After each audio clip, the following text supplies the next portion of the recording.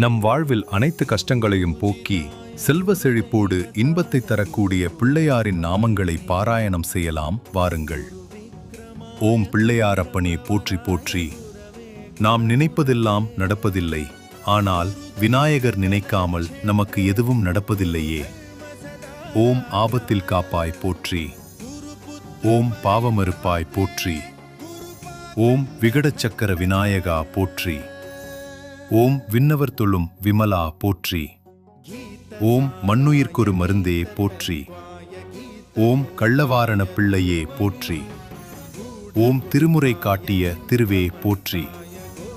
ஓம் பேழி வயிற்று பெருமானே போற்றி.